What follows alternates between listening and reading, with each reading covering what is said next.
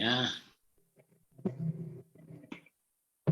Oke, sebentar saya set sebagai co-host dulu.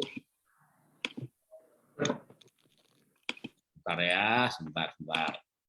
Kita atur ulang untuk yang menjadi co-host. Sebentar ya, saya tadi, atau mungkin saya lanjutin dulu aja ya. Sebentar.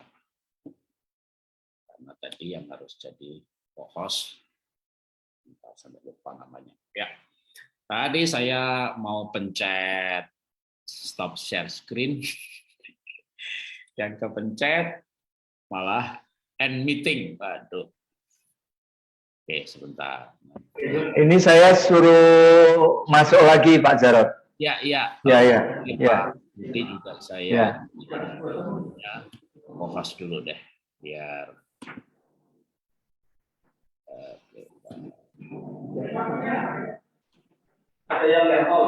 Nggak kepencet Pak Jarod. tadi saya kepencet ya, Pak Budi, lalu tadi yang perlu lagi tadi di sebentar ya. Tadi yang untuk streaming co-host siapa lagi? Pak Budi udah, terus dan Pak Lukas. Pak Lukas. Ya. Sama-sama.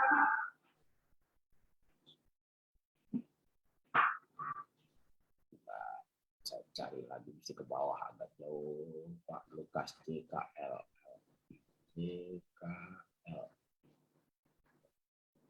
Ada yang Kemah Daud ya, Kemah Daud. Sebentar. Sorry. Siapa? Pak Budi, siapa lagi yang perlu dijadikan co-host namanya? Pak Budi Adi Putra udah, terus Pak tadi ada lagi nama Kemah Daud ya, atau ya, sebentar ya teman-teman ya. Tadi saya, ini Jogja FM Radio. Saya jadikan juga aja co-host radio, lalu kita Gading. Misalnya ada gerejanya aja yang nama gereja ya. Oke, tadi kepencet, bukan stop share screen, saya tekan, aduh, salah. Yang ketekan end meeting, aduh, sorry ya. Oke, Pak Budi, siapa lagi yang perlu jadikan co-host? Saya set lagi. Pak Budi sudah. Ada yang perlu jadi co-host lagi? Udah, Kemah Daud sudah masuk, lalu Pak Lukas juga sudah cukup, Pak. Sebentar, Pak Lukas sudah ya? Pak Lukas belum jadi co-host. Sebentar, saya cari Pak Lukas. L. Sudah masuk, tapi sama Kemah Daud, Pak Bud? Ya. Kemah Daud, KBDJKL. Terus sedikit lagi.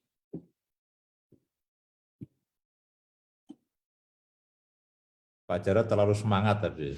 Iya, begitu ngomongin sama. Oke, Kemah Daud Ministry. Oh, ini dia. Iya, Pak.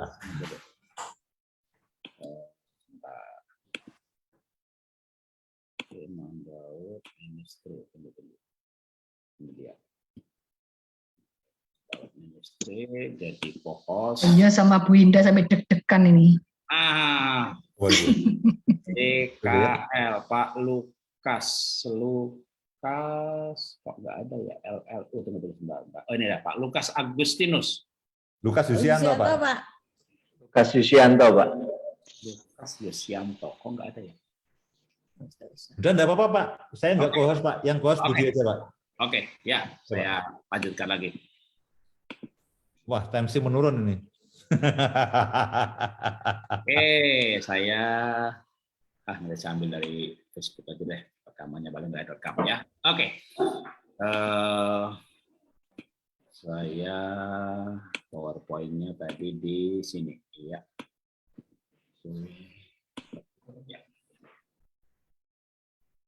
Oke, yes, kita lanjutkan lagi. Ya, sedikit lagi sebelum kita masuk di sesi tanya jawab ya. Gimana supaya kita bisa sama-sama puas, sama-sama senang, maka kita harus menyelaraskan ya yang menyebabkan penolakan, beda hormon, beda psikologis. Nah, ada lagi yang bisa menyebabkan penolakan. Istri nggak mau, suami nggak mau karena beda konsep soal seks, ya. Kurangnya pemahaman, etika alkitabiah soal puasa. Jadi misalnya ada yang menganggap bahwa seks itu nggak kudus. Jadi kalau lagi puasa ya dia aja nggak mau, gitu ya.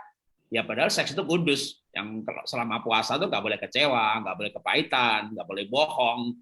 Tapi kalau puasa kan puasa apa? Puasa makan. Ya berarti seksnya nggak puasa. Jadi sebenarnya pertanyaan-pertanyaan itu membuat bahwa ada pemahaman bahwa seks itu nggak kudus. Sehingga muncul pertanyaan, Pak, kalau lagi puasa boleh nggak? Ya boleh saja. Kan puasanya puasa makan, gitu kan, bukan puasa seks. Ada lagi ya Pak, kalau lagi mau perjamuan kudus apa harus persiapan 7 hari? Ya nggak apa-apa kalau mau lebih sungguh-sungguh perjamuan kudusnya, ya kayak di gereja Protestan kan perjamuan kudus 3 bulan sekali, jadi Anda mempersiapkan sungguh-sungguh 7 hari di muka nggak seks, tentu ya boleh saja, tapi itu tidak harus. Kalau harus persiapan 7 hari, lah gimana Tiberias tiap minggu perjamuan 7 hari di muka, yang lewat terus, ya pindah gereja. 7 hari di muka, udah bablas terus gitu ya. Jadi itu tidak harus ya. Muncul pertanyaan itu karena ada pemahaman bahwa seks itu nggak kudus, padahal seks itu kudus. Jadi boleh. Kalau Anda mau besok pagi ngusir setan aja, Anda tidak akan kena serangan balik gara-gara hubungan seks suami istri. Tapi nggak usah hubungan seks suami istri, bayangin aja sama janda sebelah, besok pagi ngusir setan ya bisa kena serangan balik. Karena bayangin aja dengan janda sebelah, itu udah selingkuh secara hati. Jadi kenapa Alkitab dalam kitab Kejadian pasal 1 dan 2, di pasal 2, kan manusia jatuh dalam dosa pasal 3. Sebelum manusia jatuh dalam dosa, Tuhan sudah membahas mengenai satu daging. Ya seks, satu daging ini kan seks gitu ya. Jadi maksudnya hubungan suami istri itu Tuhan rancang untuk dilakukan di Taman Eden, the spot of presence of God atau tanah merah juga bisa diartikan begitu. Dirancang untuk suami istri menikmati di dalam hadirat Tuhan di Taman Eden sebelum jatuh dalam dosa. Karena memang ayatnya bukan cuma di Kejadian 2:24 ya. Kejadian pasal 1 pun Tuhan sudah berfirman beranak cuculah. Lah gimana mau beranak kalau tidak hubungan seks? Satu daging ya seks juga, dan itu diperintahkan oleh Tuhan. Jadi seks bukan sesuatu yang disuntikkan kepada manusia karena manusia jatuh di dalam dosa, tapi itu dirancang oleh Tuhan, diciptakan oleh Tuhan. Semua yang diciptakan Tuhan itu adalah kudus dan baik adanya. Nah, tapi gimana Pak supaya kita bisa selaras? Nah, sebenarnya menyelaraskan ritme seksual yang 1 bulan jadi sekali, jadi seminggu 2 kali, yang setiap hari menjadi seminggu 2 kali. Supaya seksualnya, ritmenya selaras, itu juga sebenarnya harus menyelaraskan ritme hidup. Ya, dengan cara apa? Kebersamaan yang intens, kebersamaan yang menyenangkan, baru nanti seksnya menyenangkan. Foto di atas ini kami sedang ke Bromo, jalan-jalan ke bukit. Di bawah ya kami berdua, kemarin ke Manado ya jadi pembicara berdua. Kalau ini foto yang di bawah ini, waktu itu kami di Surabaya, Rock Surabaya melayani berdua. Jadi suami istri itu harus juga menjadi teman hidup, bukan cuma teman tidur.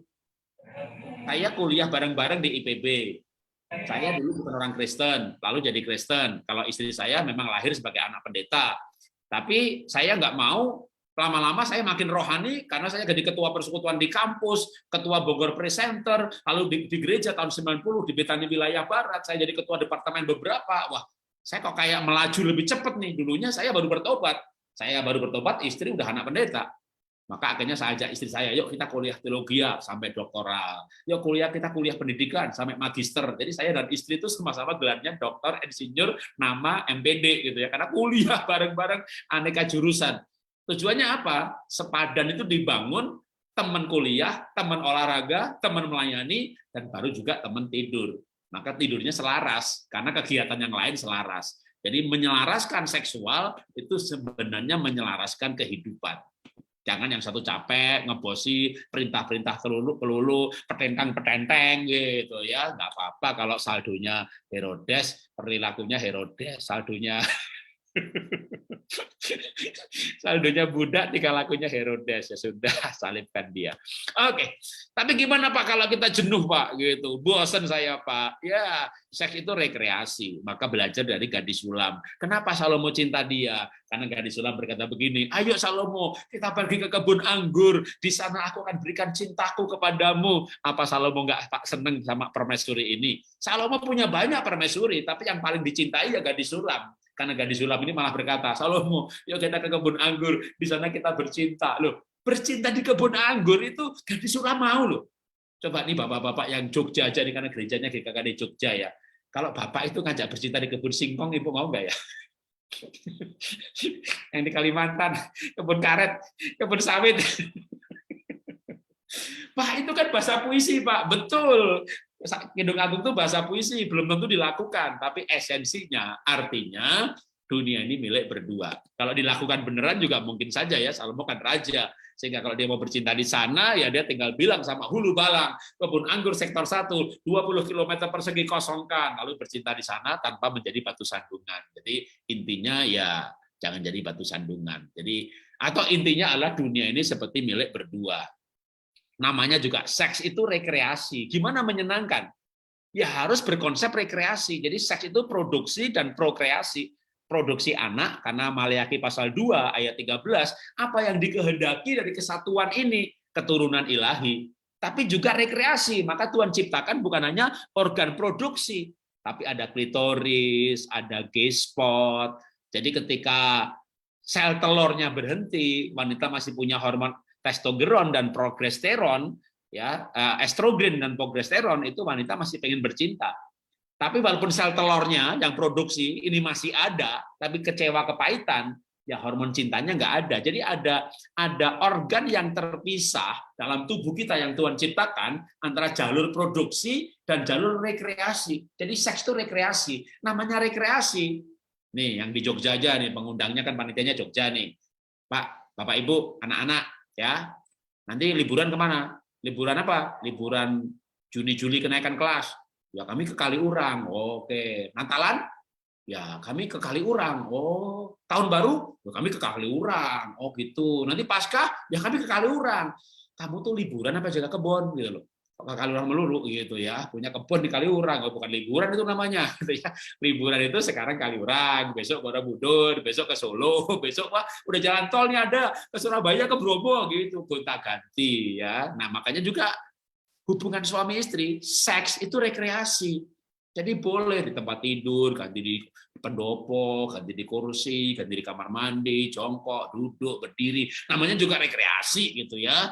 Jadi supaya menyenangkan. Tapi menyenangkan itu ya jangan satunya maunya aneh-aneh, satunya nggak mau. Ya ini yang nggak mau aneh-aneh ini coba ibu-ibu terutama yang sering nggak mau aneh-aneh. Saran saya Bu ya, kalau suaminya ngajak jongkok, duduk, berdiri, udah kasih saja. Kasih saja, ikutin aja, percaya saya ibu-ibu, percaya saya ibu-ibu. Begitu dikasih, nanti dia akan sampai pada kesimpulan, ya ternyata nggak enak gitu. Emang laki-laki itu pengennya nyoba gitu ya. Tapi kalau ditolak, dia merasa ditolak pribadinya. Maka disuruh nyoba aja. Toh juga nanti dia akan kembali ke yang original. Nah, tapi namanya rekreasi itu harus berganti-ganti posisi ya, mau di kebun anggur boleh, meja boleh, dapur boleh, tapi jangan jadi batu sandungan. Wah, mau nyoba di dapur, mau coba di meja, mau nyoba di sofa, boleh ya. Caranya gimana? Caranya pembantu dipanggil. Kalau tinggalnya di Jogja, pembantu dipanggil, kamu beli lombok ke Boyolali ya, nanti beli garamnya ning Karanganyar ya, terus lewat tol ya, mirip gitu. Anak-anak titipkan mertua, mertua itu ada gunanya, piara baik-baik mereka. Anak-anak titipkan mereka, tinggal bapak ibu berdua di rumah, gitu ya. Lampu luar dinyalakan, lampu dalam dimatikan, anjing dilepas, pagar ditutup, lalu bercinta nyoba di sofa, di dapur, di mana gitu ya. Lampu luar dinyalakan, lampu dalam dimatiin, jangan kebalik, nanti mereka ngeliat bioskop ya. Jadi teman-teman boleh berkreasi, namanya juga rekreasi. Jadi seks itu rekreasi, menyenangkan. Apa yang nggak menyenangkan? Kewajiban. Aduh, diajak lagi, diajak lagi. Jadi harus merubah seks dari kewajiban menjadi rekreasi. Maka silakan sekreatif mungkin. Lalu isi bukan cuma dengan seks, ya, retreat, traveling, camping. Kalau misalnya nggak punya duit, Pak, ya pelayanannya kayak saya gini, kemana pergi diundang pelayanan gitu. Tadi kalau sebelum yang ikut dari awal tadi sebelum mulai ya, tak puter lagu, itu kan saya video klipnya kan lagi di Dieng, lagi di Eropa, lagi di mana, itu nggak keluar duit semuanya itu. Diundang kemana-mana ya, pergi berdua, tapi sediakan waktu untuk jalan-jalan juga. Jadi saya akan akhiri dengan perkataan ini, lalu kita masuk tanya jawab ya. Seks adalah media yang Tuhan sediakan untuk suami istri menikmati relasi. Ya, karena itu gunakan ini juga sebagai media itu. Ya, masih banyak, tapi menurut saya ya kita bisa lanjutkan di tanya jawab saja supaya untuk ada pendalaman di tanya jawab. Ya, saya kembalikan ke moderator, silakan. Baik. Terima kasih Pak Jarod untuk pemaparannya. Kelihatannya dari wajah-wajah yang ada di Zoom, mereka agak terpana, Pak.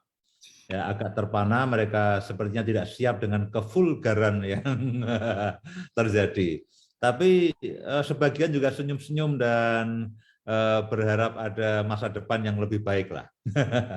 Baik Pak, sudah sangat banyak pertanyaan, sudah sangat banyak pertanyaan. Saya akan bacakan ini pertanyaannya dari berbagai macam segi. Nah, kita akan lihat sejauh mana kita bisa menyelesaikan malam hari ini. Kalau tidak bisa, kelihatannya akan ada sesi kedua bulan depan. Selamat malam Pak Jarod. Suami saya sudah 63 tahun, dan sejak usia 38 sudah KB. Jadi yang KB suaminya. Karena anak saya sudah 4. Dan saya tidak berani KB, sehingga yang KB suaminya. Sudah 5 tahun ini burung suami tidak bisa berdiri. Apakah ini efek KB? Apakah ada solusinya Pak Jarod? Terima kasih. Silakan Pak langsung jawab aja Pak. Iya, kalau saya percaya bahwa di bawah kolong langit ini tidak ada yang tidak bisa sembuh, tapi tentu sembuhnya itu macam-macam ya. Kalau itu menyangkut klinis dan medis, maka tentu bisa ke dokter ya. Apakah ada impotensi, apa waktu KB dulu mengalami tubektomi, itu ada saraf yang keputus gitu ya. Jadi menurut saya perlu ke dokter secara klinis medis diperiksa. Dan jangan-jangan waktu dibikin KB dulu ada saraf yang kepotong ya, minta disambung lagi. Tapi kalau secara medis dan klinis tidak ada masalah, nah itu baru areal misalnya psikologis. Karena ada istri, ada suami yang lihat istrinya nggak bisa berdiri burungnya, lihat janda sebelah berdiri gitu. Itu masalah psikologis di mana dia mungkin muak, kecewa, kepahitan, jengkel sama istrinya, ya dia nggak bisa terangsang gitu ya. Lihat istrinya tiap malam itu kasih timun, kasih tomat, kasih apa gitu ya, badut yang dibuka ya. Coba ibu dandan yang cantik juga di rumah. Itu hal-hal psikologis. Tapi kalau nggak ada hambatan psikologis, misalnya kemampuan itu bisa dibetulkan ya. Kalau obat ya oleh dokter, kalau bukan masalah obat ya pola hidup sehat dalam arti pikiran yang dibetulkan, hati yang dibetulkan, bahkan sebenarnya olah nafas itu kalau yang sekarang saya kan mengajarkan olah nafas ya. Tapi kebanyakan kan untuk insomnia sembuh, GERD sembuh, minum kista kanker nggak jadi kemo. Sebenarnya ada modul untuk seksual, walaupun saya belum masuk di modul itu gitu ya, karena masih mikir mau nggak nih ngajarin hal-hal seperti itu, karena itu juga sebenarnya hampir sama kayak olah nafas, maaf nih kalau misalnya dalam kebatinan, dalam meditasi itu kan namanya kundalini gitu ya, sehingga banyak juga orang yang mendalami hal itu malah akhirnya jadi dukun cabul gitu ya, sehingga saya masih berpikir berkali-kali apakah masuk di hal itu, kecuali memang menjadi bagian dari pelayanan pasutri. Tapi itu termasuk bisa disembuhkan secara holistik, secara keseluruhan, dari mindset-nya, gambar dirinya, lalu luka batinnya diselesaikan, baru sampai secara syaraf hormonnya dipulihkan. Karena olah nafas juga termasuk untuk menyeimbangkan hormon ya. Makanya kan anggota grup, kalau teman-teman di sini ada yang dari anggota WA grup pola hidup sehat, kan saya sudah terima WA dari orang yang autoimun sembuh, ya, yang insomnia sembuh, bahkan ada yang karena autoimun itu nggak tahan dingin, jadi nggak pernah tidur pakai AC. Jangankan kena AC, mandi aja kena air itu menggigil dan harus diandukin sampai kering sekali, diubel-ubel pakai anduk bermenit-menit baru bisa pakai baju dan tidak kedinginan. Itu aja olah nafas sembuh. Jadi banyak penyakit yang aneh-aneh sembuh. Maka saya percaya ini bisa. Tetapi kalau benar-benar bukan ejakulasi dini ya, tapi impotensi yang menurut burung nggak bisa berdiri sama sekali, mungkin yang pertama cek klinis medis dulu oleh dokter. Ya, nanti baru kalau misalnya dokter memang, karena gini, kalau kan itu waktu dioperasi tubektomi itu, kalau misalnya ada saraf yang keputus katakanlah begitu ya, kalau mau olah nafas sampai menggeh-menggeh ya nggak bisa gitu ya. Mau minum telur dan makan STMJ dan minum makan sate kambing pun ya hanya jadi kolesterol, nggak akan berdampak. Tapi kalau secara klinis medis nggak ada masalah, nah berarti kan masalah yang lain. Jadi mungkin saran saya bisa ke dokter dulu ya. Jadi kadang-kadang kan orang malu ke dokter, tapi ya bilang sama suaminya, pasangannya bahwa ini masalah kita bersama, ya supaya didampingi, tak antar yuk gitu. Itu saran saya sih. Ya. Baik, yang kedua Pak, dari Makassar. Shalom. Selamat malam Pak. Bagaimana jika tidak ada persiapan yang baik? Tiba-tiba suami mengajak untuk melakukan hubungan seks. Setelah dilayani tidak memuaskan, tidak seperti waktu mengajak. Jadi setelah dilayani langsung cabut saja Pak. Ya pada waktu mengajak itu ya langsung tembak lah. Setelah puas langsung pergi gitu aja Pak. Ini gimana nih Pak? Iya, memang suami dan istri sama-sama perlu belajar bahwa manusia itu beda sama binatang ya. Binatang itu ya seks selesai gitu ya untuk beranak, tapi manusia ini kan ada pacaran, ada nikah, ada perasaan. Maka sebenarnya seks itu hanya bagian dari relasi suami istri, di mana suami istri ini perlu saling menghargai, saling menghormati, menerima apa adanya, kekurangannya dilengkapi, bukan dicela. Kan kebanyakan suami istri menikah itu kelemahan pasangan itu kekuatan kita. Kalau kita bilang Pak pasangan saya itu orangnya nggak rapi Pak, ya pasti Anda rapi. Wah pasangan saya itu Pak serius melulu, pasti Anda banyak bercanda. Itu emang jodoh. Dua-duanya bercanda ya nggak pernah kerja, dua-duanya serius nggak pernah ketawa, gitu kan. Dua-duanya murah hati, duitnya entek habis. Tuhan udah atur. Nah itu pernikahan itu ketika menemukan konsepnya, oh perbedaan itu untuk saling melengkapi, ada pertemanan, ada persahabatan. Nah kalau kita udah punya sahabat, kalau kita sama sahabat ngajak makan aja nggak bisa, nggak paksa-paksa, maksud sama istri kita paksa-paksa bercinta gitu ya. Jadi kita suami istri tadi bukan sahabat lagi. Nah, jadi sebenarnya esensi dari pernikahan itu relasinya ini. Nah, sekarang kalau masalahnya kan ya saya sadar Pak, saya tahu itu semuanya. Masalahnya pasangan saya kalau ngajak begitu gitu ya. Perlu disadarkan Pak. Gimana sih kalau mau ngajak itu ya pelan-pelan. Kalau ngajak tuh ya jangan ujuk-ujuk, katakanlah begitu. Jadi boleh menyampaikan apa yang ibu inginkan. Jadi kalau udah selesai itu malah ngobrol dulu atau peluk saya dulu, nggak langsung pergi gitu ya. Jadi ini dua-duanya perlu disadarkan. Kalau enggak kan yang satu istilahnya hanya jadi alat pemuas nafsu. Lalu seberapa kuat relasi yang seperti itu? Kan jadi bahaya. Nanti akan ketemu teman yang menghargai, teman yang support, aduh berandai-andai gitu ya. Aduh, seandainya saya nggak buru-buru menikah, gitu. Tapi udah terlanjur, ya akhirnya berdoa sajalah, kapan Tuhan panggil dia Tuhan, gitu ya. Nah, ini kan repot ini, ya berdoa supaya pasangannya mati, tapi kan ternyata nggak mati-mati. Wah menderita berlanjut, aduh, ini semuanya jadi serba susah.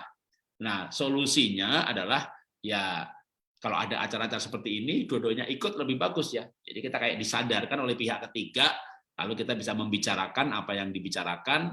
Itu termasuk hal-hal yang membuat kita bisa memperbaiki relasi. Karena sekali lagi, esensi dari suami istri atau pernikahan itu relasi. Pak, ini istri saya Pak, ada akte nikahnya Pak. Ngobrol nggak? Bercanda nggak? Bersama-sama nggak? Kebersamaannya menyenangkan nggak? Kalau kebersamaannya nggak menyenangkan, apalagi di tempat tidurnya, seksnya juga pasti nggak menyenangkan. Jadi tapi sekali lagi, sing waras ngalah, yang sadar duluan yang memperbaiki. Kan begitu, kan misalnya gini, pasangan saya tuh nggak sadar Pak soal begini, maka dia nganggap nggak ada masalah Pak, dia nganggap saya yang sensitif Pak. Pelan-pelan aja pokoknya, pelan-pelan gimana bangun relasi yang baik, sampai akhirnya mau diajak ke gereja, mau diajak seminar, mau baca buku, mau menyadari relasinya ini sebenarnya tidak seperti yang seharusnya. Dan memang juga itu sekali nggak mudah ya, memperbaiki relasi itu nggak mudah. Tapi kalau sadar dengan, kalau saya sering mengatakan, sing waras ngalah, supaya kita nggak mati dengan pengharapan. Orang bisa mati dengan pengharapan loh, karena mengharapkan yang ideal, kenyataannya tidak. Jadi tinggilah dalam pengharapan, tinggilah dengan pengharapan, tapi kuatlah dalam usaha, bersyukurlah apapun hasilnya saat ini. Pertinggi lagi harapan, kuatlah berusaha, bersyukurlah dengan kondisi saat ini. Terus begitu, nanti lama-lama makin baik. Oke, bisa lanjutkan pertanyaan berikutnya. Pertanyaan berikutnya dari Makassar ke Palu. Saya seringkali menolak jika suami mengajak melakukan hubungan seks. Karena saya lebih memilih tempat yang romantis atau tempat yang mendukung. Namun suami sering salah mengerti akan hal ini. Suami merasa ditolak. Suami bisa berhubungan seks di mana saja, tapi tidak buat saya. Saran apa dari Bapak untuk permasalahan ini? Jadi beda pemilihan tempat. Suami di mana saja, istri maunya tempat yang memadai, layak, dan romantis. Silakan Pak Jarod. Iya, itulah bedanya pria dan wanita. Pria itu logika, pakai otak. Dan laki-laki itu seks itu betul-betul kayak, namanya seks itu laki-laki ya Bu ya, itu namanya kebutuhan biologis. Betul-betul kebutuhan biologis. Oke, gampangnya itu kayak kencing gitu loh. Ya kencing itu di bawah pohon ya jadi juga. Alah, cari tempat yang bersih. Udah bawa pohon aja. Kalau nggak ada pohon juga malah di balik mobil, pintu dibuka, kocor di situ gitu ya. Itu laki-laki itu bener buang sperma itu kayak kencing aja gitu. Nggak ada rasanya ya. Kayak pengencing aja gitu. Lah, cara wanita kan tidak. Wanita itu seksnya itu apa sih? Nah, Bapak dengerin nih. Wanita itu seks itu bagian dari relasi, menerima dan diterima, menghargai dan dihargai, mencintai dan dicintai, dan puncaknya adalah hubungan suami istri. Wah, konsep seksnya itu mulia sekali. Menurut Ibu mulia. Menurut Bapak ribet. Ribet. Nah, bagi laki-laki seks itu bahkan bukan di Kristen tapi ya, di dunia sekuler ya, kan saya pedagang juga, pengusaha juga. Saya pergi dengan pengusaha sama-sama ke Eropa. Lalu saya punya teman ini ya kebetulan sebenarnya ya dia di luar negeri itu selingkuh. Tapi dia bilang saya nggak selingkuh gitu. Saya tidak akan ceraikan istri saya tetap mencintai istri saya tidak mungkin cerai dengan istri saya. Loh, kamu nggak merasa selingkuh, tapi kamu hubungan seks dengan wanita lain? Iya, tapi kan hati saya nggak terlibat. Jadi laki-laki itu bisa hubungan seks sampai hatinya nggak terlibat. Cari wanita pemuas nafsu, pemuas birahi. Istilahnya tuh buat kencing, ngeluarin sperma. Kalau besok pagi saya ketemu orangnya udah lupa tuh wajahnya kayak apa gitu. Laki-laki itu bisa seks dengan konsep yang kayak begitu gitu. Ya memang kayak binatang gitu ya. Cuma ngeluarin sperma aja gitu. Sedangkan wanita kecuali pelacur ya, istri itu, aduh ya pengen didengar, pengen dimengerti. Kamu tuh mengerti saya dong gitu ya, pengen dihargai. Nah, Bapak harus sadar istrinya wanita bukan laki-laki. Makanya banyak orang akhirnya bosen dengan relasi ini, terus pilih laki sama laki gitu ya, supaya nggak usah banyak konsep deh pokoknya. Mau seks ya seks aja, merangsang, ejakulasi selesai gitu. Tapi wanita sama wanita kayak lebih nyambung deh. Nah, tapi itu kan salah. Kita mengatakan homo lesbi itu kebejatan seksual, moikau. Jadi tetap justru perbedaan ini menjadikan seorang pria akan dewasa dan seorang wanita akan jadi bijak untuk memahami laki-laki. Tapi Bapak tidak pernah dewasa kalau nggak menikah dengan wanita. Homo dengan homo nggak pernah dewasa, laki dengan laki. Tapi justru perbedaan ini yang harus dipahami sehingga akhirnya laki-laki perlu belajar mengerti bahwa bagi wanita kan tujuannya tadi kalau judulnya itu adalah gimana seks itu menyenangkan dan memuaskan. Kalau Bapak mah pasti puas. Ya, bahkan kadang-kadang susah membedakan puasnya onani sama hubungan suami istri, hampir sama. Karena memang laki-laki itu, Ibu harus tahu juga, memang laki-laki itu nggak punya perasaan. Saya pikir loh mah, itu anak saya pukul biar dia tahu peraturan. Tapi saya rasa loh Pak, kamu mukulnya terlalu keras. Tapi saya pikir loh mah, tapi saya rasa loh Pak. Saya pikir mah, anak kita sekolahkan ke Jakarta. Aku udah pikirkan berapa biayanya, aku udah pikirkan masa depannya. Tapi saya rasa sekolah di Jogja juga baik-baik. Tapi saya pikir loh mah, tapi saya rasa loh Pak. Pak, saya rasa loh, mamahmu tuh nggak suka sama aku. Mah, kamu tuh jangan berpikir yang negatif. Kamu sih nggak merasakan yang kurasakan gitu. Jadi memang laki itu pikir, wanita rasa. Nah, termasuk dalam hal seks. Dalam hidupnya, laki-laki itu pakai pikirannya. Makanya ibu kan berkata, "Duh, dasar laki-laki nggak punya perasaan," gitu. Tapi laki-laki juga ngomong sama laki-laki, dasar perempuan nggak punya otak gitu kan.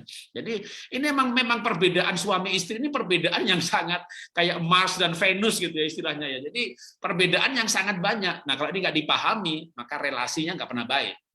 Maka pernikahan itu perlu memahami ini perbedaan ini sehingga nanti dengan pemahaman itu seksnya ini laki-laki lebih memahami, oh wanita maunya ngobrol dulu, oh maunya kalau kadang-kadang kalau istri saya ya selain ngobrol dia sukanya dipijetin dulu gitu ya, pijetin dulu. Ini membuat jadi gini loh, kan kita nggak bisa ya hidup ini mau puas sendiri terus, mau happy diri sendiri terus, lalu pasangan kita nggak bahagia, ya akhirnya kita juga nggak bahagia. Kalau kita misalnya dilayani tapi mukanya ogah-ogahan, kan kita jadi merasa tertolak juga. Jadi memang ini kedua belah pihak perlu belajar hidup ya. Sampai akhirnya nanti bisa menikmati seks itu, karena seks itu kan gini, mancing bisa sendiri. Kalau saya punya hobi ngelukis, itu dulunya lukisan saya, ya saya ngelukis bisa sendiri. Tapi kan seks nggak bisa sendiri. Kalau sendiri namanya onani sama masturbasi. Jadi karena seks itu dilakukan berdua suami istri, disinilah perlunya sebenarnya pengenalan seumur hidup, penyesuaian seumur hidup, termasuk kita itu menyesuaikan konsep-konsep kita tentang hubungan suami istri. Termasuk ya datanya kayak pembelajaran seperti malam hari ini sehingga suami istri akhirnya mencapai pemahaman yang sama. Oke, mungkin sampai di situ dulu, boleh dilanjutkan pertanyaan yang lain karena kayaknya banyak pertanyaannya. Baik, Pak. Pertanyaannya banyak sekali, Pak. Selamat malam, Pak. Tolong tanya, suami saya sering KDRT, kekerasan dalam rumah tangga terhadap saya. Kadang saya merasa mati rasa saat suami mengajak berhubungan seks. Bagaimana caranya, Pak, untuk mengatasi mati rasa seperti ini? Ya, sebenarnya mungkin saya belok sedikit dulu soal mati rasa ini mau laki atau perempuan ya. Kalau laki-laki sebenarnya nggak ada ya. Laki-laki itu secara bukan rasa dulu ya. Soal kalau wanita kan ada menopause, tapi menopause itu berhentinya sel telur. Ya, selama hormon estrogen dan progesteron masih ada, maka wanita juga butuh masih ada libido sampai tua. Kalau laki-laki memang tidak ada menopause-nya, ya. Laki-laki itu selama hayat masih di kandung badan, gitu ya. Itu kemampuan seksnya masih ada. Cuma memang ya makanya ada kakek bisa menghamili gadis, gitu ya. Selingkuh pun punya anak juga. Tapi kalau wanita memang begitu menopause, sel telurnya nggak ada. Tapi bukan berarti tidak seks lagi. Nah, kalau mati rasa itu sebenarnya bukan mati hormon kan, perasaannya. Nah, apa sih yang membuat rasa itu mati gitu ya? Dikhianati, kecewa, harapannya kandas, dulu pacaran dengan pemuda yang aktif di pemuda gereja, harapannya rohani, taunya egois. Jadi kekecewaan, terluka hatinya, dibodoh-bodohi, digoblok-goblokin, dimaki-maki depan umum, disalahkan melulu, pendapatnya nggak dihargai, wah numpuk-numpuk, ini akhirnya betul mati rasa udah.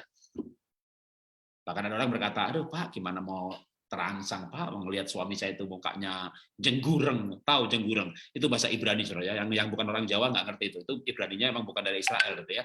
Mukanya jenggureng kayak buta hijau, wes kayak gendruwo udah. Gampangnya Pak, suami saya itu muka Herodes Pak. Urapan Firaun Pak, tinggal aku Pontius Pilatus Pak. Nah, ibu harus punya keyakinan kalau punya suami seperti Pontius Pilatus, ibu akan punya karakter seperti Tuhan Yesus yang menderita di bawah pemerintahan Pontius Pilatus. Jadi ibu kalau punya suami yang galak, yang jahat, mengkhianati atau sebaliknya ya, bisa sebaliknya, udah pasti rasa itu mati. Rasa cinta, ingin seks itu pasti mati. Nah, sekarang pilihannya begini. Kita mau hidup selanjutnya dengan mati rasa dan merasa diperkosa tiap minggu demi minggu, atau kita punya pilihan dalam arti begini, lah sama-sama melakukan. Ya, mati rasa juga diajak bercinta, nggak mau juga diperkosa. Sekarang sama-sama melakukan, mau enak atau nggak enak.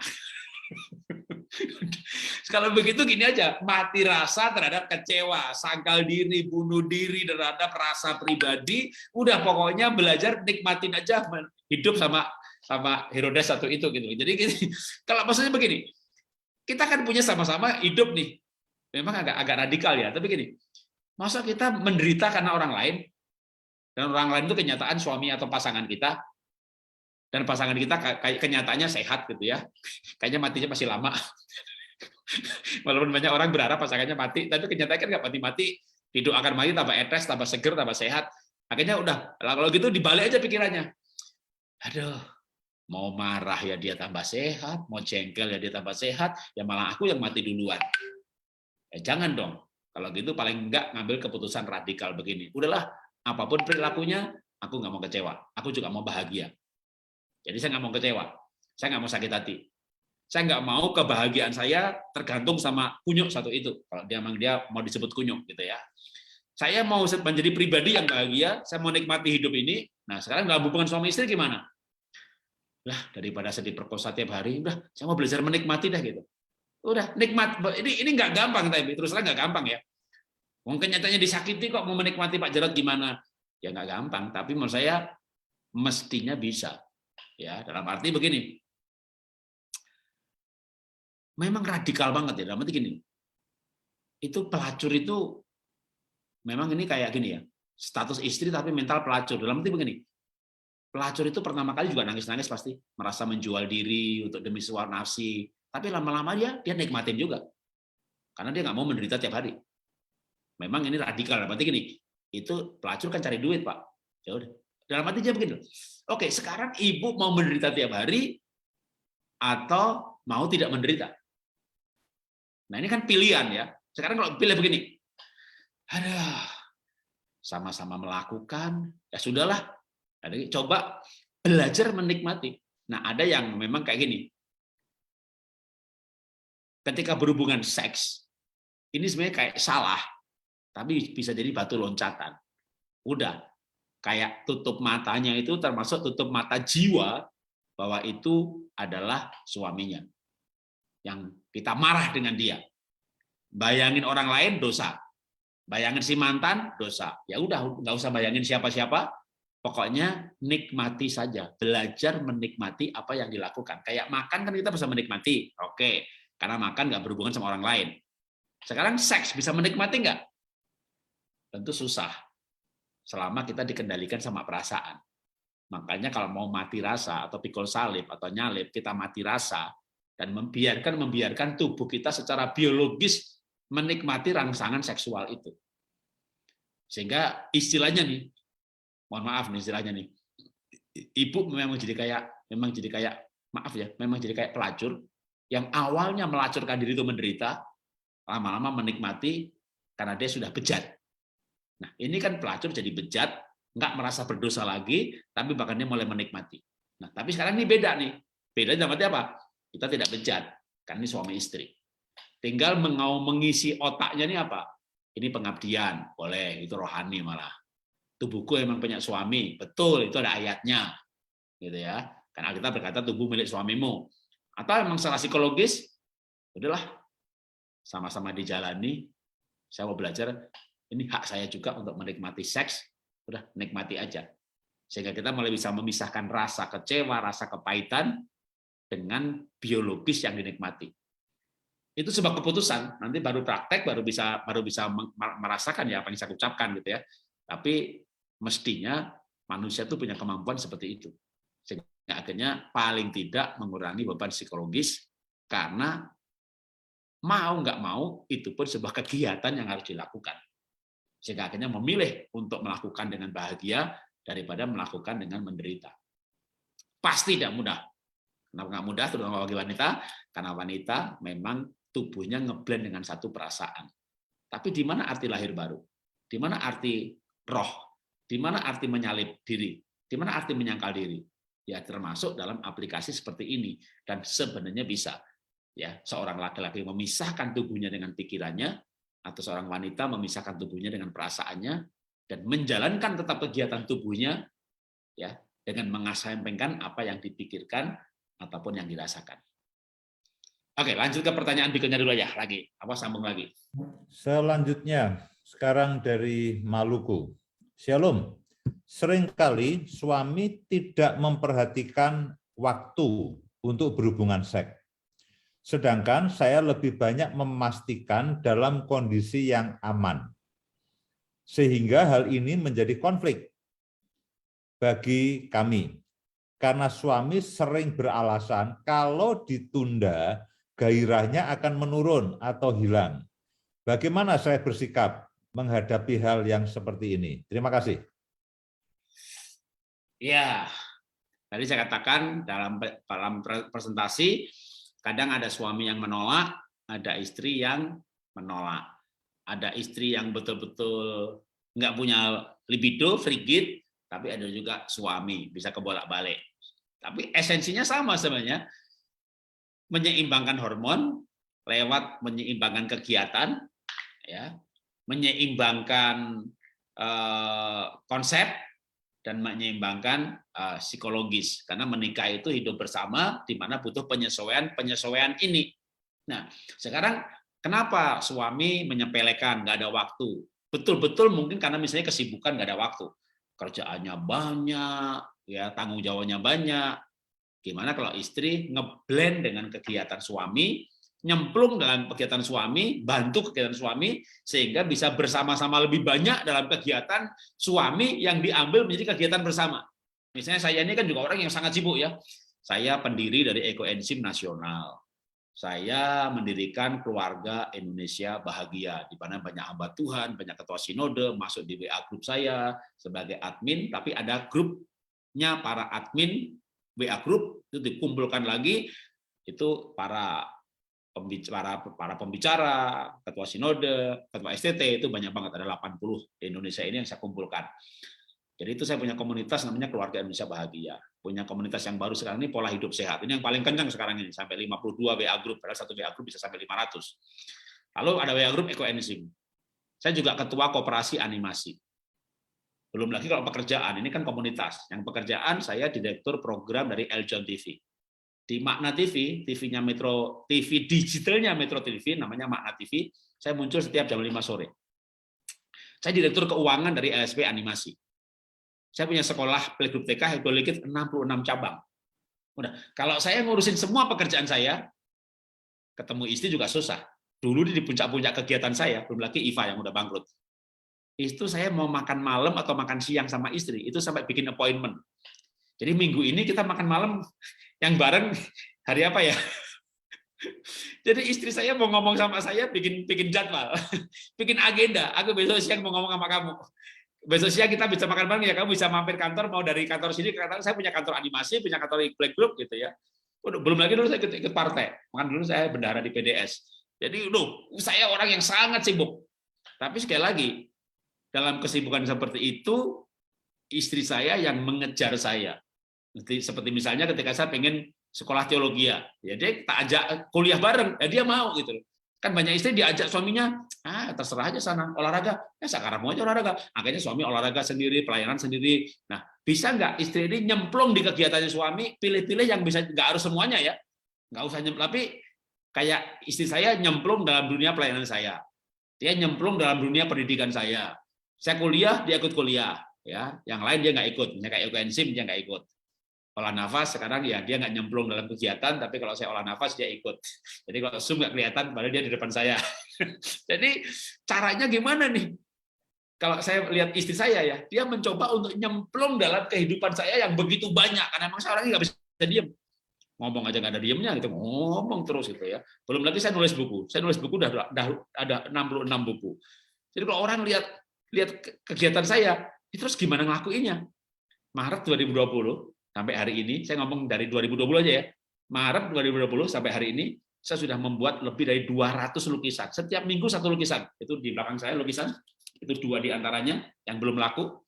Dari 240 lukisan yang saya buat, itu 80% laku. Tiap minggu ngelukis satu lukisan. Ngelukis, ngurus sekolah, ngurus olah nafas, WA juga masih dijawab, walaupun kadang-kadang sebagian dari saya blok kalau nanya-nya nggak jelas-jelas. Tapi gimana dengan kesibukan seperti ini kita suami istri? Di antaranya salah satunya istri saya itu berusaha nyemplung dalam kehidupan saya. Bahkan memang dulu saya pernah minta. Saya pernah ngomong sama dia begini, kalau kamu nggak secara sengaja nyemplung dalam kehidupan saya, nanti kamu lama-lama jadi orang asing loh bagi saya. Saya orang yang nggak bisa diem dan antusias dalam bidang apa yang sedang saya kerjakan cenderung habis-habisan. Waktu saya nyemplung di Ekoenzim, saya bikin sampai 50-60 WA group. Nggak ada duitnya, tapi antusias. Bahkan saya sampai menguji Ekoenzim di lab IPB, itu sampai habis 26 juta. Padahal nggak ada duitnya tuh.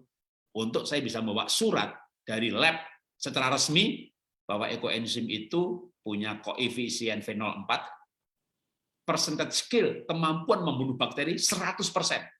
Dan surat itu saya sampaikan ke Pak Arifin, Direktur PMI, dan Pak Arifin menyampaikannya ke Pak Yusuf Kala. Sehingga Pak Yusuf Kala tanda tangan.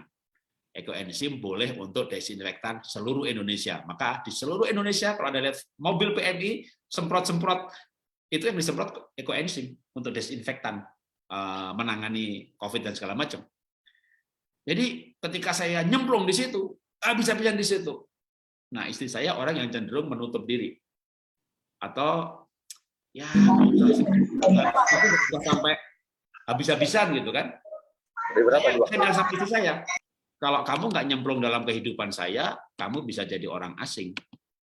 Nah, akhirnya gimana? Ya akhirnya dia berusaha untuk nyemplung dalam kehidupan saya. Itu yang membuat sebenarnya ini, sepadan tuh nggak turun dari langit. Kalau istri saya nggak berusaha nyemplung dalam kehidupan saya, dia bisa jadi orang asing bagi saya. Dan itu kita sadar, ya. Maka saya ngajak dia nyemplung. Lalu dia juga berusaha masuk dalam kehidupan saya, walaupun nggak semuanya. Paling nggak ada bidang-bidang yang kita bisa bersama-sama. Nah, itu sudah menolong sebenarnya. Nah, sekarang kalau punya suami cuek, sibuk, nggak ada waktu buat keluarga, dibalik nih. Jangan-jangan suaminya kalau yang bertanya nih, Pak, gimana ya? Istri saya tuh nggak pernah mau sama saya. Dia nggak ada waktu untuk saya kan. Ini kalau dibalik kan pertanyaan jadi begitu nih. Kalau suami yang nanya nih, ya istri saya itu ngurusin anak terus, dia nggak pernah ngurus saya, dia nggak jadi penolong saya, dia bukan pendamping saya, dia nggak ada waktu buat saya. Nah, kalau dibalik pertanyaan jadi begitu. Jadi makanya kalau suaminya nggak ada waktu buat ibu, ibu nyemplung dalam kehidupan suami, udah pasti dia akan waktu bareng-bareng. Singkatnya begitu. Ya, terima kasih. Di unmute Pak, tadi saya mute all karena ada suara.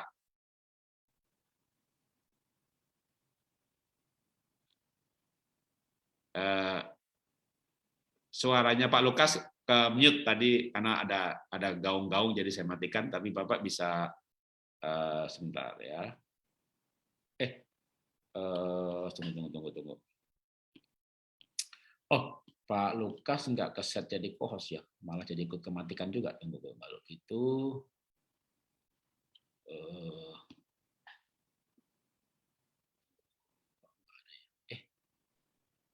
Oke Pak, sudah Pak.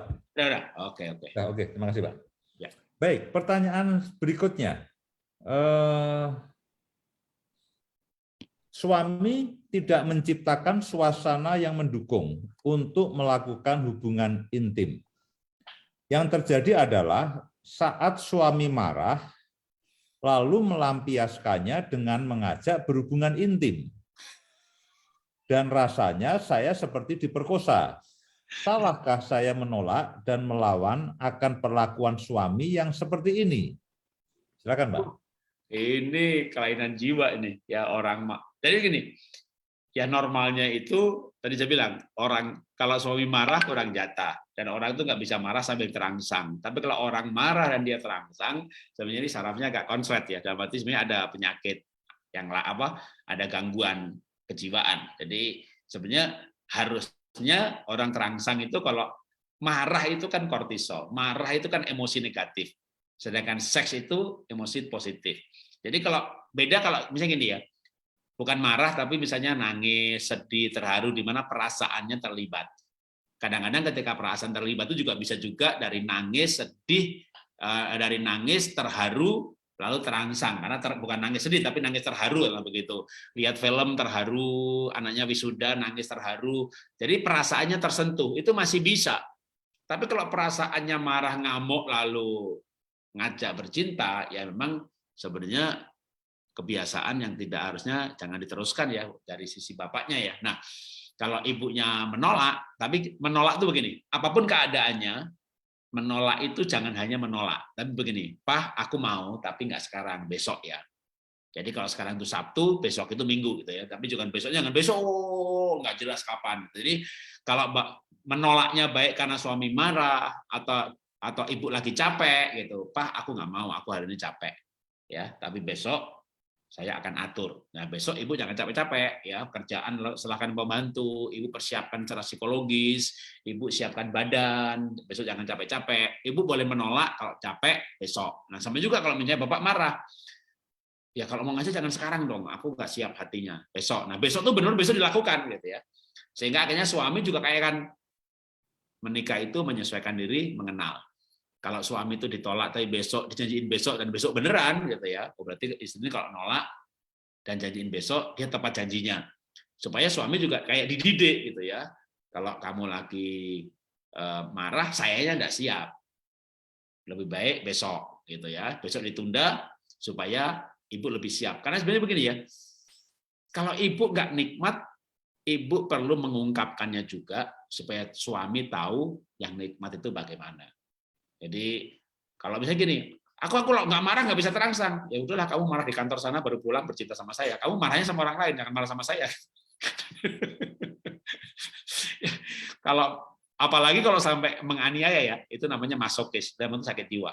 Jadi istrinya dicambukin sampai teraniaya, sampai menangis ampun-ampun, lalu dia terangsang. Itu sudah sakit jiwa. Yaitu namanya masokis. Dia melakukan kekerasan dan baru terangsang. Ya, itu butuh pelayanan tuh. Suaminya perlu dibawa ke hamba Tuhan kalau dia terangsang ketika menganiaya. Itu namanya masokis. Ya, itu yang terjadi. Makanya ada yang sampai istrinya diikat, dicambukin, mengerang-ngerang, istri mengerang, kesakitan, betul-betul kesakitan, dicambuk, berdarah baru terangsang. Itu kan orang gila. Jadi maaf nih, itu penyakit jiwa.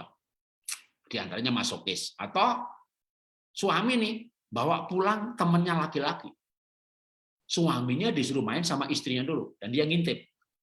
Kalau dia ngintip, istrinya bermain sama orang lain, baru itu terangsang. Ini juga sama-sama, ini sama gila juga. Karena dia pengen melihat hal itu untuk terangsang. Ini kan orang sakit jiwa gitu ya. Itu butuh pelayanan pelepasan. Ada juga yang gila seperti ini tuh dipicu oleh begini. Dia tahu bahwa wanita itu orgasme misalnya 15 menit atau 30 menit. Atau katakanlah 15 menit. Biasanya wanita itu 9 sampai 15 menit. Dia hanya bisa bermain 3 menit. Dia pengen istrinya orgasme. Tapi dia bisa bermain pendek. Orang lain suruh main duluan gitu loh.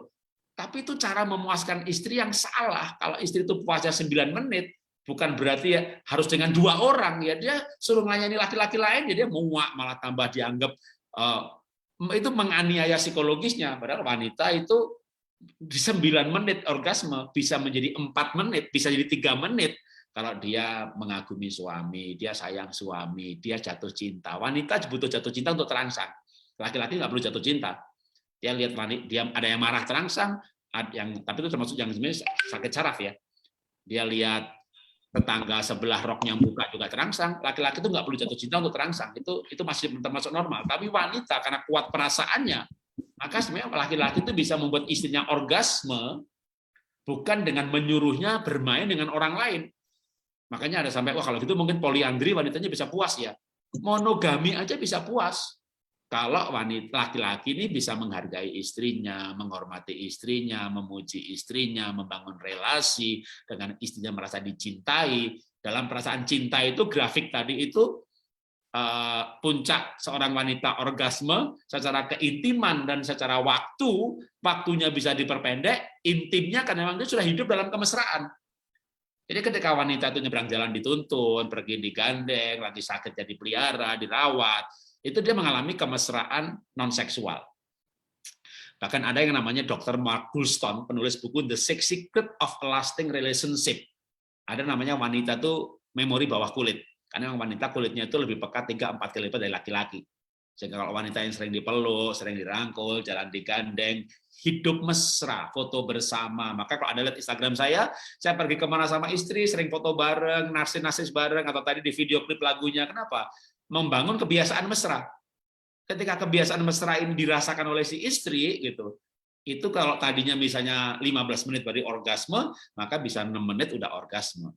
Jadi jangan membuat yang aneh-aneh dengan pemikiran. Memang kadang pemikiran laki-laki ini didoktrin sama pornografi. Yang hanya mengambil sepotong-sepotong. Oh, wanita 10 menit baru orgasme. Dibikin 5 menit, ya sudah, suruh main sama orang lain 5 menit. Ini kan pikiran gila. atau wanita itu perasaannya kuat. Jadi supaya dia bisa orgasme, perasaannya dimainkan lah. Masa dimainkannya dibikin nangis, dimarahi, digebuki, baru itu memainkan perasaan yang dibolak-balik, tapi pelajaran seperti itu memang ada dalam pornografi yang sudah pasti sesat, sudah pasti salah, karena itu hanya fantasinya orang pembuat film. Karena itu kita perlu belajar tentang seks bukan dari film, buku, pornografi yang isinya bukan pelajaran. Itu fantasinya orang porno yang jelas udah pasti tidak bisa diaplikasikan dalam keluarga. Ya, itu ilmunya orang ngaco istilahnya begitu. Oke, silakan dilanjutkan kalau masih ada lagi. Pak Jarod, masih ada sekitar 35 pertanyaan. Bagaimana dengan waktu ini, Pak? Lanjut sesi 2. Gimana? Ya, menurut saya ini nih Pak, ini terlalu banyak pertanyaan dan menurut saya kita mesti atur supaya ada sesi kedua, Pak.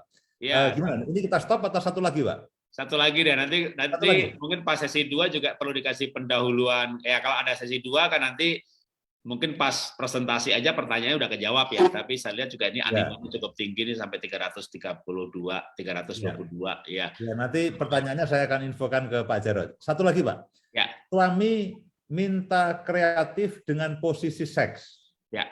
Supaya tidak bosan. Itu kata suami.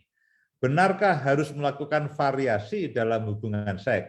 Bagaimana jika saya tidak bisa memenuhi keinginan suami? Nah, ini variasi dalam posisi melakukan hubungan seks. Oke, ya. Jadi gini, tentu variasi itu harus dalam koridor Kristen. Nah, Kristen sendiri ada beberapa acuan walaupun tidak detail. Acuan itu misalnya, hormatilah tempat tidur, ada ayatnya. Istri, tubuhmu punya suami, suami, tubuh punya istri. Jadi konsep bahwa tubuh pasangan kita punya kita, tetapi harus dilakukan dalam penghormatan. Artinya kalau pasangan nggak mau, nggak boleh dipaksa. Tapi nggak mau tentu ada alasannya. Nah, alasan yang salah perlu diperbaiki. Nah, misalnya begini, laki-laki meninggalkan ayah dan ibunya, lalu mereka bersatu dengan istrinya, ketika keduanya menjadi satu daging di situ bisa yada, bisa kalau yang Kejadian pasal 26 ayat 8 bahwa iskak dan berikah bercumbu-cumbuan itu yahab. Jadi suami istri itu ada yahab, ada yada. Yada itu makanya ada muncul suami istri harus muka dengan muka. Oke, itu dimunculkan dari kata yada. Intim suami istri itu yada. Yada itu apa sih? Yada itu bukan hanya suami istri ya. Kita dengan Tuhan pun menggunakan kata yada. Makanya ada Dr. Andi di Surabaya itu dia bikin namanya Yada Institute gitu ya. Nah, tetapi esensi dari yada itu intim.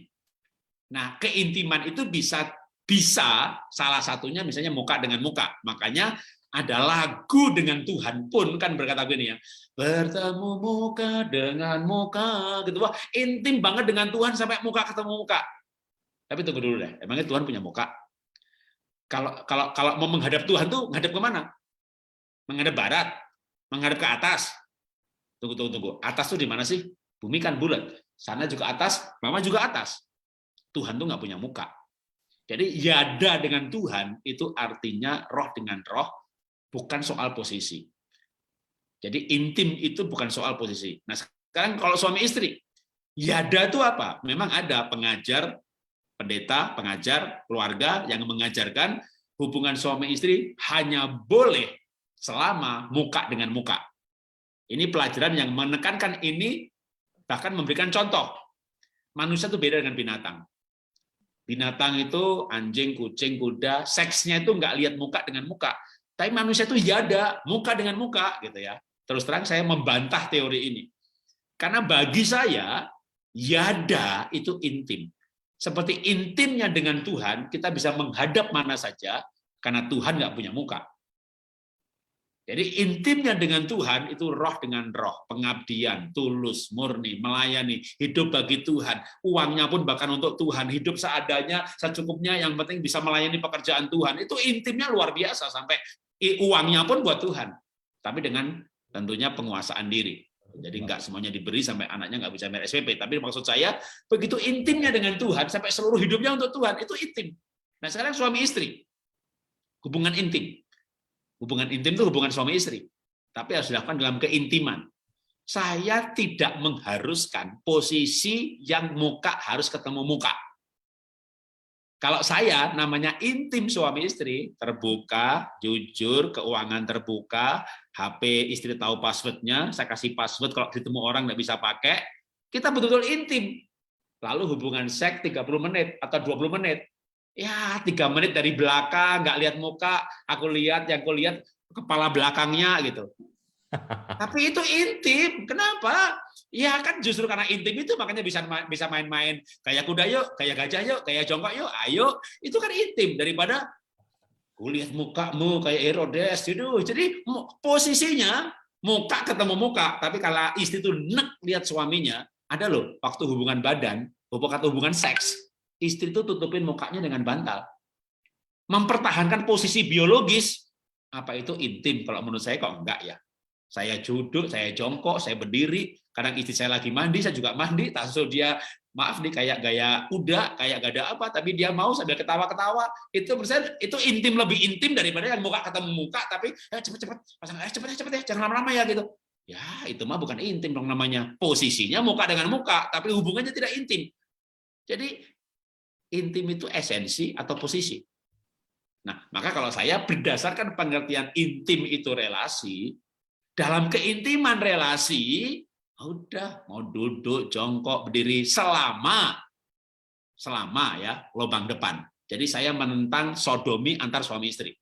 Karena ada lagi nih pengurus sinode, saya nggak sebut nama sinodenya, tapi pengurus sinode besar. Dia dalam kepengurusan majelis sinode, kepengurusan pusat.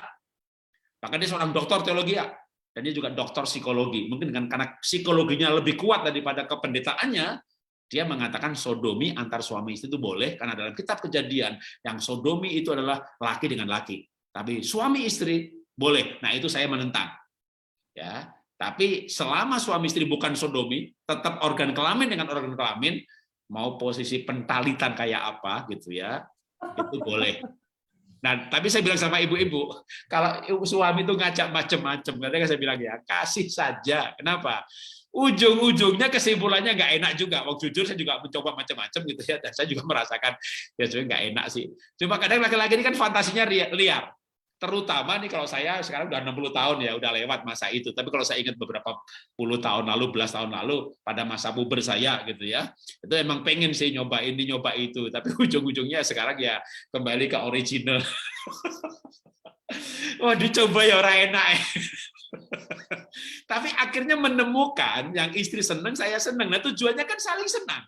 Jadi kalau yang senang itu begitu saya udah, katakanlah saya punya posisi 1, posisi 2, posisi 3. Nah, sekarang ini saya punya 3 posisi, yang istri itu kalau udah kadang dia agak lama sedikit gitu ya. Kan dulu saya cuma bisa 1 menit 2 menit, sekarang bisa 30 menit. Dia kayak pengen ganti posisi, saya udah tahu dah. Maka dia udah posisi yang saya pengen mau gitu. Ya udah bolak-balik ya itu aja gitu. Kenapa? Yang lain kita pernah coba gitu. Nggak enak. Malah kadang istrinya begini, kalau mau ayo, kalau kepleset tanggung sendiri ya. Nyoba di kamar mandi, nyoba begini, nyoba begitu. Jadi, tapi bagi saya itu fun gitu malah. Justru intimnya itu, yadanya itu karena mencobanya itu. Namanya suami istri, bercanda, mencoba. Nah itu kalau nggak intim mana bisa. Kalau nggak intim cuma perkosaan. Tapi makanya sekali lagi, intim bagi saya itu relasi. Tapi karena intim itu relasi, maka penekanan saya juga bukan posisi. Kalau bapak mau dapat posisi, bangunlah relasi. Kalau ibu mau relasi, berikan dia posisi. Tapi menurut saya relasinya lebih utama ya. Fokus pernikahan adalah bangun relasi. Kalau relasinya baik kayak sahabat itu, pergi yuk, ayo makan di sana yuk, ayo gitu. Coba Anda nggak bersahabat, makan yuk, males ah.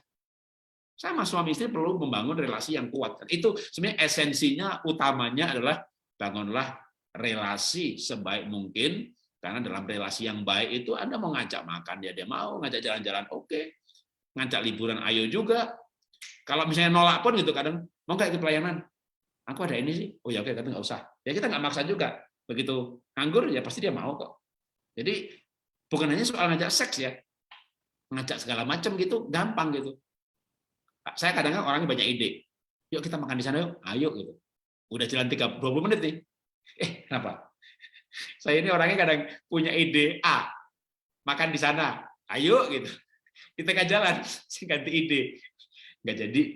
Kita putar balik ya. Nggak jauh kok. Itu kalau namanya akrab, istri saya tuh nggak, ya nggak apa-apa juga, ayo juga. Coba kalau nggak akrab, gimana sih? Baru di tengah jalan, udah ganti ide. Kamu tuh melulu berantem. Tapi kalau kita akrab, saya tuh ganti ide, istri saya tuh nggak marah loh. Ya itu baru soal makan, belum soal liburan, belum ganti tiket, belum apa. Itu gampang gitu. Ya boleh juga, di sana juga bagus. Jadi ganti ya, sekian dulu ya. Oke, gampang gitu. Kenapa? Akrab. Nah kalau akrab itu bahkan mengganti sebuah ide yang harus muter balik waktu atau harus ganti tiket keluar biaya, itu gampang gitu. Ayo gitu. Kadang malah sampai begini, kenapa sih? Saya kan mau makan di sana, lalu saya robah ganti di sini. Kamu oke juga. Lalu pas sampai di lokasinya, ada luar ruko, yang itu enak.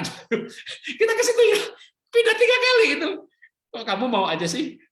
Dia jawabnya begini, kan yang penting bukan makan apa. Nah terus apa dong? Sama siapa? Cela. Nikah udah 32 tahun kita ngomongnya masih ngomong suka begitu-begitu gitu. Jadi kita tuh berubah posisi makan aja bukan marah gitu kan. Yang penting bukan makan apa. Terus sama siapa? Cela. Oke. Ya, jadi kita jadi situ ya. Atau kamu beli makanan di situ, bawa ke sini. Ya, aku lihat dulu dah gitu. Enak gitu. Sampai pada kayak gitu pun tuh enak. Kenapa? Itulah menurut saya intim. Itulah yada. Menurut saya loh ya, yada itu relasi. Nah, dalam relasi yang intim seperti itu, mau duduk jongkok, nggak lihat muka sebentar, nggak masalah. Saya nggak lihat mukanya nih, lihat rambutnya dari belakang itu, nggak merusak relasi, lihat rambut dari belakang. Kecuali ada lihat rambutnya ada jambak. Jadi kalau mau cuma posisi, aduh, ya kecuali ya kalau saya ya pengertian yada itu adalah relasi dan memang yada itu intim. Yada itu terjemahnya intim. Intim itu apa? Muka dengan muka. Muka dengan muka, pelotot-pelototan gitu. Enggak, yada bukan posisi. Menurut saya yada itu intim. Intim itu relasi. Jadi jelas bahwa pengertian yada itu adalah intim. Dan intim bukan posisi, intim itu relasi. Artinya ketika relasinya benar, posisi apapun tidak masalah. Posisi menjadi masalah karena tidak intim, kan begitu. Jadi bangunlah keintiman. Oke, terima kasih. Baik Pak, ini kita dilema nih. Di satu sisi banyak yang masih ingin bertanya, di sisi yang lain banyak yang tidak sabar karena mau praktek. Nah, jadi dilema. Tapi karena waktu juga, ya, jadi rupanya kita harus akhiri. Kita akan atur. Saya rasa ini nanggung, Pak. Ini belum bisa dikatakan belum orgasme nih, Pak. Ini baru. Jadi ini masih nanggung semuanya. Baik, Bapak Ibu sekalian, nanti saya akan coba berunding dengan Pak Jarot bagaimana pada sesi kedua supaya betul-betul bisa tuntas. Pak Jarot, terima kasih banyak untuk malam hari ini. Ya. Dan ternyata kita bukan hanya belajar mengenai seks, saudaraku, tapi ada banyak hal, prinsip-prinsip, ada sikap-sikap, ada pengertian-pengertian yang sementara Pak Jarot tadi menerangkan, itu juga akan membuat kita jadi kehidupan suami istri kita jadi menjadi lebih baik. Bukan hanya masalah seks, ada keintiman, ada pengertian, ada keakraban, dan sebagainya. Sekali lagi terima kasih Pak Jarot. Saya kembalikan ke Pak Budi. Silakan Pak Budi. Satu lagi mungkin dari saya pengumuman aja Pak, pengumuman. Ya, Pak. Tadi sempat saya sebut-sebut mengenai pola hidup sehat. Jadi saya melayani, itu pelayanan saya sekarang ya, gratis. Teman-teman bisa ikut belajar di saya, namanya WA grupnya Pola Hidup Sehat. Saya akan buka segera WA grup yang ke-53, nanti saya kasih ke Pak Mbak lupa dong, dan blank. Oke, pokoknya Pak yang hubungin saya sebentar. Pak Lukas, Pak. Yusianto, oke Pak Lukas Yusianto, Pak Lukas ya. Nanti saya WA ke Bapak, link WA grupnya bisa di-share ke yang lain. Yang mau bergabung ya di WA grup sehat. Ini tak kasih satu saya bacakan yang di chat. Ini bukan pertanyaan tapi testimoni. Testimoni ya. Dari nama saya nggak usah sebut tapi ini ditulisnya jadi everyone juga kok, yang di 20.30 di jam 20.30 ditulis sekedar usul bagi Bapak yang alatnya tidak bisa berdiri untuk ikut pola hidup sehat dari Pak Jarod juga. Kesaksian saya sebelum ikut PHS itu pola hidup sehat, usia saya 53 tahun, sering ejakulasi dini dan periode cuma sanggup S1 seminggu sekali. Sejak ikut pola hidup sehat, durasi berhubungan seksnya bisa lebih lama dan istri juga puas, bahkan sanggup S2 dan S3. Wow, jadi seminggu 3 kali. Nah, jadi memang pola hidup sehat itu atur nafas, atur hati, atur pikiran, ya, dan memang termasuk sebenarnya bisa untuk menyembuhkan kemampuan seksual. Walaupun saya jarang, bahkan bukan jarang ya, angkatan pertama itu udah 4 bulan lalu saya nggak pernah sebut itu disembuhkan karena memang saya menghindari atau belum waktunya untuk mengajarkan hal itu. Tapi ini sudah muncul kesaksiannya. Nah, pertanyaan berikutnya yang 2031 ikut grupnya gimana? Nah, tadi ya, nanti hubungin Pak Lukas untuk hubungin panitia ya. Kalau mau ikut WA grup pola hidup sehat itu free ya. Jadi itu 3 bulan pelajarannya. Ya, Zoom-nya seminggu sekali. Zoom-nya seminggu sekali, tapi praktek bersamanya kalau mau ikut tiap pagi bersama saya setiap 5.30 saya praktek olah nafas. Ya, itu olah nafasnya. Tapi nanti ada olah hati, ada olah pikir. Bahkan ada inner healing, ada luka-luka batin juga. Oke, terima kasih. Baik Pak Jarod, terima kasih banyak. Silakan Pak Budi.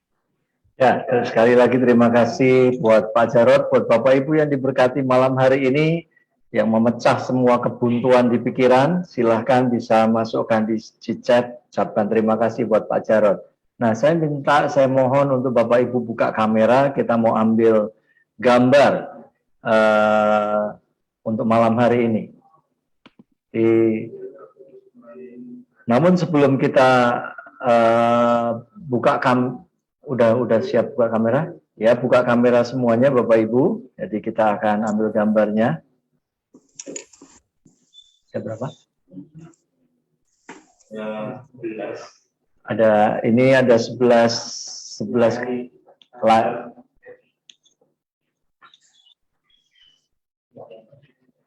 satu.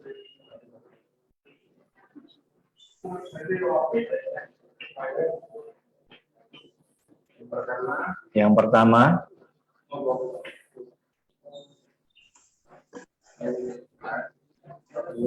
yang kedua,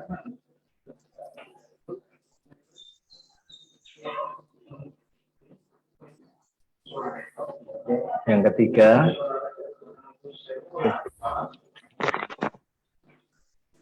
yang keempat. Oke. Yang berapa ini? Yang kelima.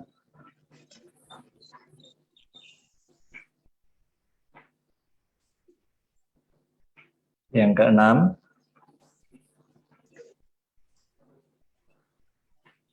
Yang ketujuh.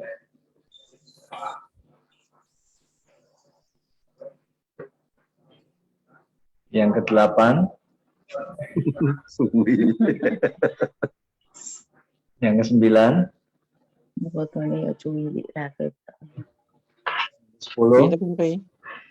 Sudah. Oke, yang terakhir Bapak Ibu sebelum kita akhiri dengan doa, saya mau umumkan bahwa besok malam kita akan ada harmoni keluarga yang akan dilayani oleh Bapak Lukas Yusianto. Jadi itu via YouTube ya kan, Bapak Ibu bisa mengakses ya kan di Harmoni Keluarga. Jadi Bapak Ibu tinggal search aja Harmoni Keluarga. Bapak Ibu bisa subscribe dan Bapak Ibu bisa mendapatkan notifikasinya. Jadi setiap 2 minggu sekali itu akan ada Harmoni Keluarga. Dan untuk besok di episode 78 kita punya tema itu menjaga fokus. Kita berharap Bapak Ibu dan setiap saudara bisa bergabung di Harmoni Keluarga. Mari kita mau akhiri pertemuan malam hari ini, rahasia berkeluarga malam hari ini. Nantikan sesi berikutnya, ya pastinya di bulan depan. Mari kita berdoa Bapak Ibu dan setiap saudara. Kami bersyukur malam hari buat setiap kebenaran-Mu Tuhan. Buat setiap firman yang disampaikan. Kami bersyukur dan kami percaya bahwa ini akan menjadi terobosan yang ajaib di dalam hubungan suami istri. Khususnya kami bisa menikmati hubungan seks dan menikmati berseks dengan cara yang menyenangkan. Terima kasih Tuhan buat malam hari ini. Berkati Pak Jarod, biar pakai dengan lebih dahsyat, pakai dengan lebih luar biasa lagi. Terima kasih Tuhan buat malam hari ini. Biar semua yang diberkati Tuhan katakan, amin. Selamat malam, Tuhan Yesus memberkati Bapak Ibu dan setiap saudara. Selamat malam, Tuhan berkati. Makasih Pak. Terima kasih. Terima kasih. Ini ada suara Marinus tadi ya. Ya, ini ada suara Marinus. Mana wajahmu? Makasih Pak Marinus Jarod. ini di sini. Jarod, Terima kasih Bapak Ibu, luar biasa. Sekali lagi terima kasih Pak Jarod. Menyenangkan sekali. Terima kasih Pak Jarod. Bang Huras. Terima kasih. Terima kasih Pak Lukas. Ya, sama-sama Bang Huras. Ya, Selamat Bang Huras, terima kasih Bang. selamat malam, Bang Horas. Wih, kabarnya nih. Kamu di mana? Dari Papua. ya Marinus, Tuhan berkati. Ya, Bang Horas, selamat malam. Aduh. Ya, live ya. Ya.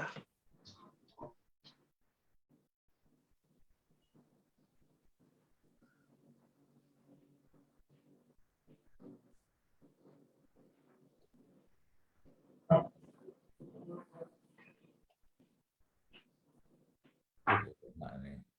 Itu berarti itu kerekam di mana? Di punya kita, Bro. Hah? Ini kayaknya aku pakai Budi Abdi Patra, ini masuk di Budi Abdi Patra ya. Nah, ini pasti dari yang kita cari ya. Yang pertama kan masuk ya. Bayar ya? Bayar.